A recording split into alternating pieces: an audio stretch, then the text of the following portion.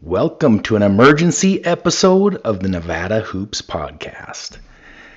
All right, wasn't planning on bringing out that next episode until Sunday after the Charleston Classic, but since your Wolfpack just got defeated 73-71, figured I had a little something to say.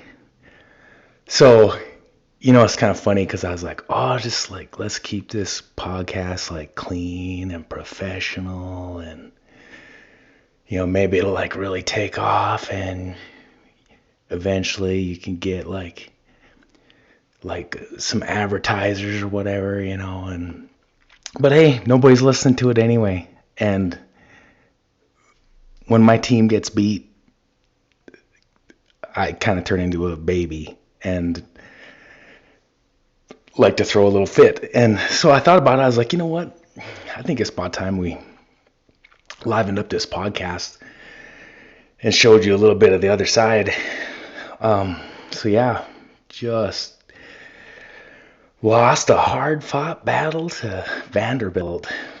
And I'm just going to flat out tell you, the Pack played horrible. So I guess that would be the positive. We'll start with the positive. The Pack played horrible, and they lost by 2. So now, then one other thing before we get into the game analysis. So I know, it's kind of like, some people are like, oh, you can't criticize these college kids, blah, blah, blah. Hey, here's the deal. These college kids make more money than I do now, okay? So they're just gonna have to deal with it. So, so where do we start? First off, the passing in this game by the Wolfpack was terrible. I don't know. I mean, it was like every possession where it's like, there's the pass. And they either didn't pass it or they wait 2 seconds to make the pass. There was open passes all over the court. And we just couldn't pull the trigger. And I was gonna say in the last game, one of the things that I forgot to talk about was when too many times we have an open 3-point shooter and we pass up the shot to drive into 2 guys. Like, it literally, I mean, this isn't 1988, okay? I mean, we really need to evolve in that area. And we just had hardly any 3-point attempts until finally started shooting some, in the second half there. But even then, it's just still way too low of an attempt. Nick Davidson, our best player. I don't know what to say. About all we can say is Nick got hurt on a foul with an atomic elbow to the top of the head with whatever that was. I don't know. Under 10 minutes in the game. And he goes out and we actually played better. So, that kind of sums up the game right there. Our best player laid an egg, and when he had to leave the game for an injury, we started playing better. So obviously I'm not saying Nick Davidson sucks. That's obviously not the case. But let's just call it like it is. Dude played really bad. I realized when he was getting the ball in the first half, they were doubling him a lot. But just because you get doubled when you get the ball doesn't mean you have to turn it over automatically. Right? Nick really needs to work on passing out of that double team, in my opinion. Too many times there's a 3-point shooter that is open, and he, if he does pass it to him, it's like a super slow bounce pass instead of just hitting the guy with the chest pass. It was maddening. So yeah, just really struggled. Turner just really struggled with dribbling the ball. He did. I mean, because obviously, the dude's a tough son of a gun, and he ended up coming back there in the last minute. So I mean, I guess that's one of the good things. I don't think we're going to see too many performances like that from Nick. I mean, dude's a stud. It was just it was kind of a Dagenhart in the NCAA tournament last year performance, to be in all honesty. I'm just gonna kind of start jumping around from player to player here. Like, okay, like Ducell just did not have the energy from the get-go, and so it's like half like he's not. I didn't think he's got the energy that he should have out there offensively. Like I realize he's like getting guarded like pretty hard, but he's got to keep that motor running high. And then the second part of it is we're just did a terrible job of getting the guy open and getting him the ball, right? Like he hits a big super big shot down the stretch there, right? Because that's the kind of player he is. You just got to work him into the offensive game plan. I mean, like him just standing out there on the 3-point line, that is not gonna cut it. Okay, there was just way too much of that.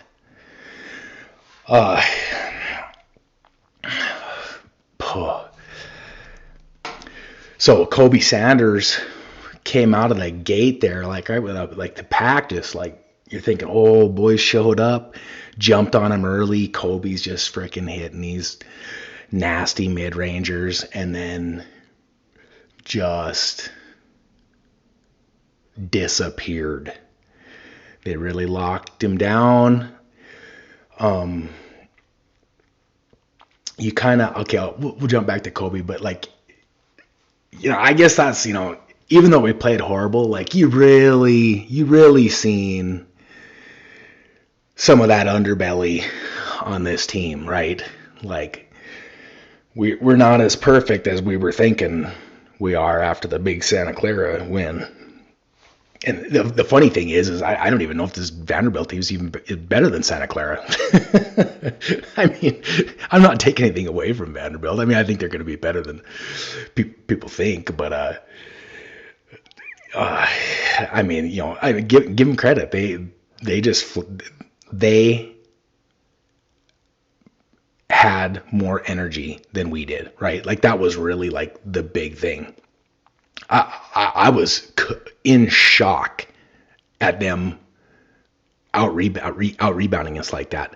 Like, I mean, just like there was like I realized, the announcers were talking about, oh, they're so spaced that they can just crash the glass. They're coming in full speed, crash the glass. Well, does that mean they get every offensive rebound still? I mean, just flat-footed. So many of our guys were just like flat-footed out there, and it's just like, what are we doing?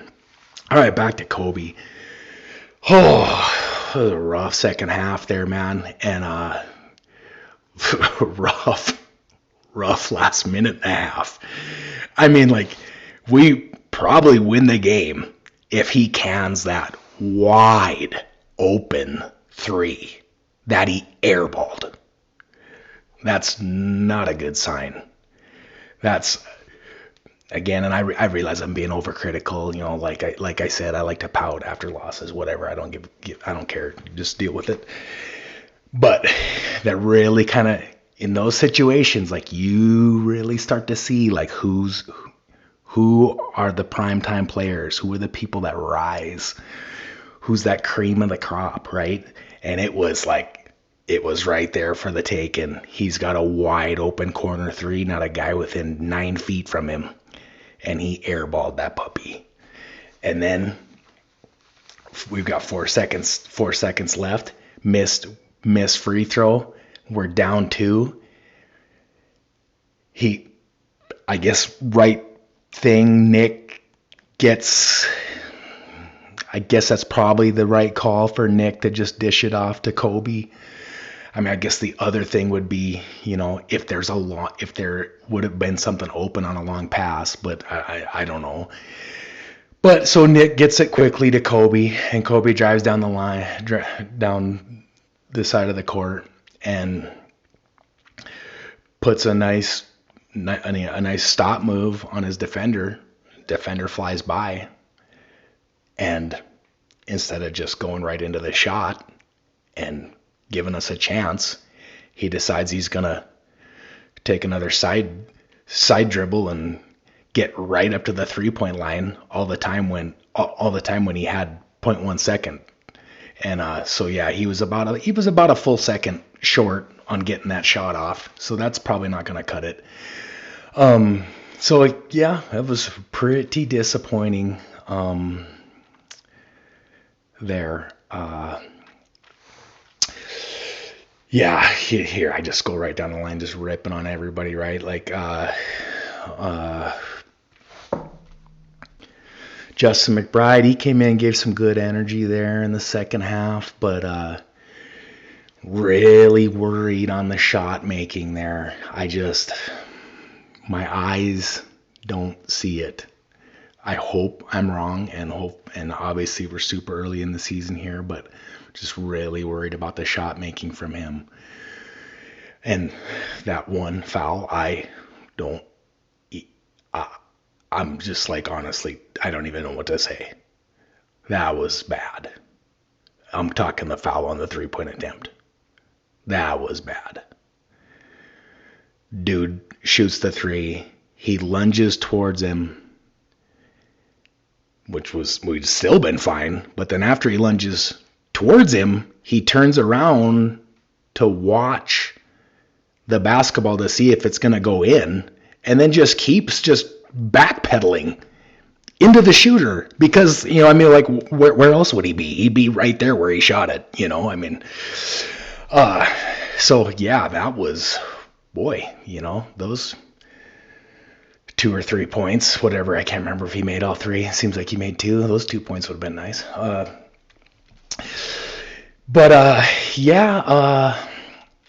So I mean, obviously he missed the shot, and then I'm talking about when he went to the free throw line. Who else can we talk about? Brandon Love. Oh, goodness gracious. We talked about how on that, I would just be like so impressed how that defensive game plan was just nails in the Santa Clara game. And Love was just a step behind the whole game defensively, like just didn't know what he was supposed to be doing. It's just not going to cut it.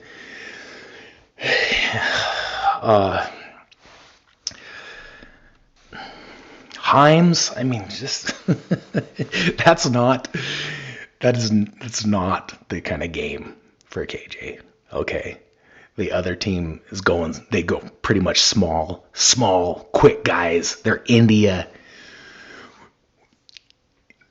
The lack of athleticism just really shows there. Was just flat-footed and got out-rebound when he had 4 inches on everybody on the court. It was a rough game. I was really hoping for a little bit more Chuck Bailey there in the second half. We got some. He had a big 3. That was maybe if I have complaints on the rotations, it would have been I would have liked to have seen us, and it kind of got a little harder to do when Nick went out, but I personally would have went smaller with a no center lineup for a way bigger portion of that game. And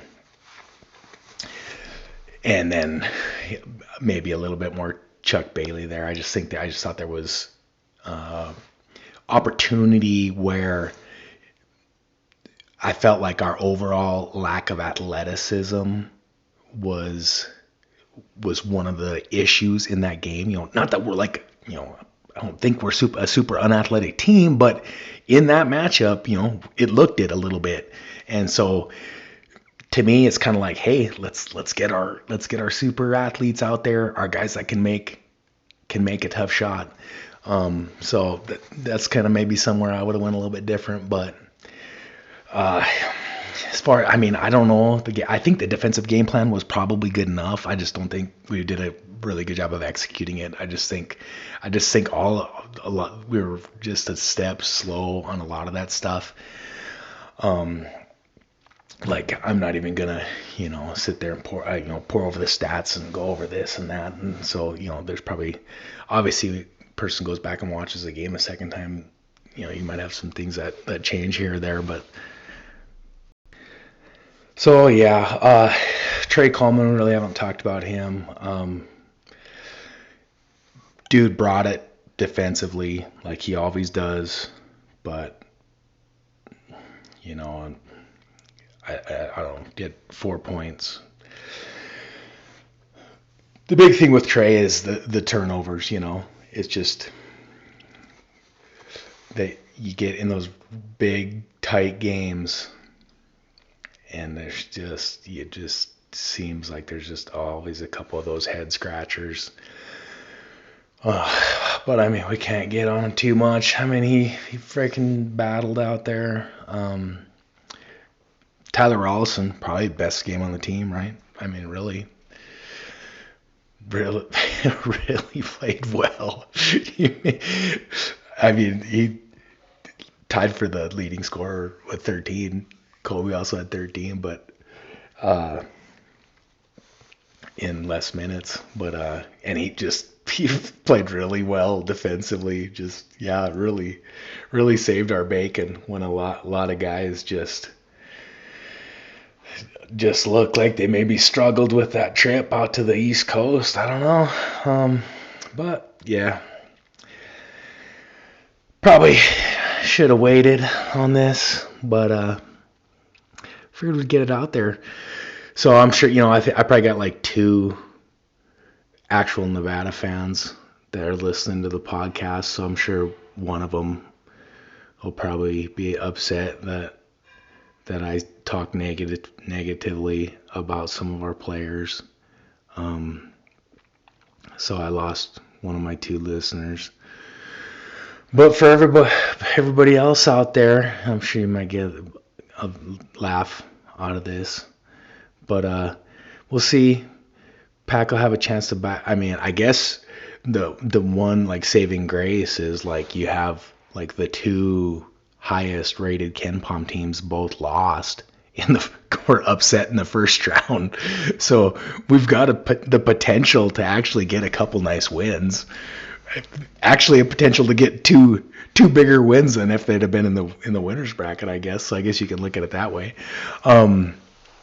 So yeah. So yeah, we're just gonna what the heck, publish this episode, and you guys can tell me what you think. And yeah, so we will probably not check back in till Sunday, but everybody have a good weekend until then, and we will see you later.